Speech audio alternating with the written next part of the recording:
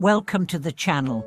Today, we will explore a deep and practical topic that many of you might be curious about: how to effectively chant the Buddha's name. Perhaps you've tried chanting Buddha's name, or you have friends who practice it. However, do you truly understand its profound meaning? Many people chant Buddha's name in a mechanical manner, or recite it in their hearts, without deeply connecting with the essence of the practice. Today, we'll delve into the true purpose of chanting the Buddha's name, and how to transform this practice into a meaningful spiritual journey.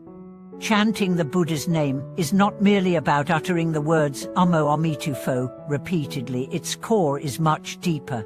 It's not just a superficial act, but a journey towards inner transformation. Many practitioners make the mistake of thinking that chanting is about the number of repetitions or the flow of words. In reality, true chanting is about aligning your heart with the Buddha's wisdom and compassion. Only when our hearts are in tune with the Buddha's teachings can chanting transcend form and lead to genuine peace and enlightenment. Let's break this down further. What is the true essence of chanting Buddha's name, and how can it help us attain inner peace and clarity in our daily lives? Part: Understanding the essence of chanting Buddha's name. In the context of Buddhist practice, chanting is often seen as a powerful method of cultivating peace and purifying the mind. But what does it mean to chant effectively? To truly benefit from chanting, one must understand that it's not merely an act of repeating words. Instead, it is about the cultivation of mindfulness, devotion, and an alignment with the Buddha's wisdom. In the Moggallana Lotus Sutra, the Buddha emphasized that chanting should be done with a focused and clean mind. The power of chanting comes not from the sound itself, but from the connection it creates with the divine wisdom and compassion of the Buddha. The Buddha's name acts as a conduit, helping us detach from worldly distractions and guiding us back to our true essence. Many practitioners often find themselves frustrated, especially in the early stages. They may feel that chanting is monotonous or lacks meaning, but remember, the process is gradual. As you continue chanting, the words begin to resonate with your inner being, transforming your mind and actions.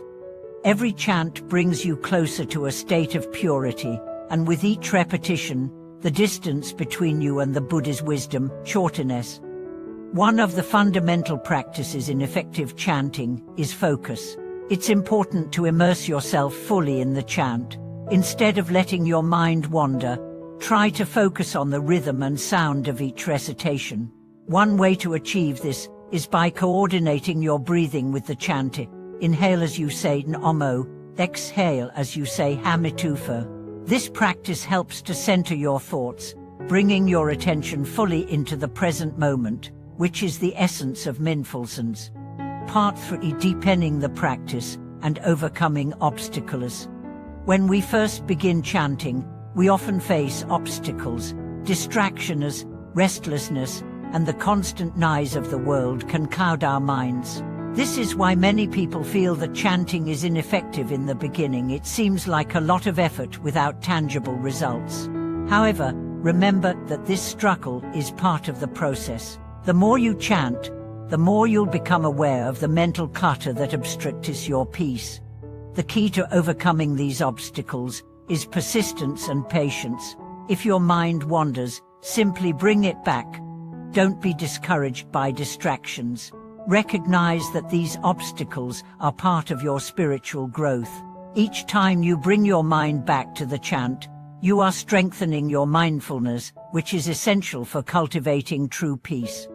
As you continue, you may notice subtle changes in your life. You might find that you respond more calmly to stressful situations, or that your thoughts are less clouded with anger, fear, or anxiety. This transformation occurs naturally, as chanting works like a purifier for the mind, gradually removing the negative forces and making space for clarity and compassion. Part 4: Chanting in daily life. Chanting is not confined to moments of formal practice. In fact, The true power of chanting lies in its ability to influence every aspect of your life. Whether you're at work, studying, or spending time with family, you can incorporate chanting into your daily routine. The key is to maintain a mindfulness and awareness that allows you to stay connected to your practice throughout your day. When you encounter challenges, whether internal or external, try to bring your focus back to the chant. Even silently repeating the Buddha's name in your mind during stressful situations can act as a buffer, protecting your mind from being overwhelmed. Over time, you'll develop a deep inner peace that is not easily disturbed by external circumstances. Part 5, Conclusion. To truly benefit from chanting the Buddha's name, it's essential to cultivate an attitude of devotion and mindfulness. Through regular practice, you will gradually experience the transformative power of the Buddha's wisdom. The Buddha's name is not just a set of words, it is a bridge that connects you to the ultimate truth of the universe. As you continue chanting with sincerity, your heart will naturally open to the wisdom of compassion, and you will find yourself walking the path of enlightenment with greater clarity and peace.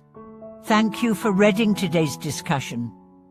We hope this helps deepen your understanding of how to effectively chant the Buddha's name and bring more peace into your life. If you have any questions or thoughts, feel free to share them in the comments. Don't forget to subscribe to our channel, like the video, and share it with others on their spiritual journey. See you in the next session.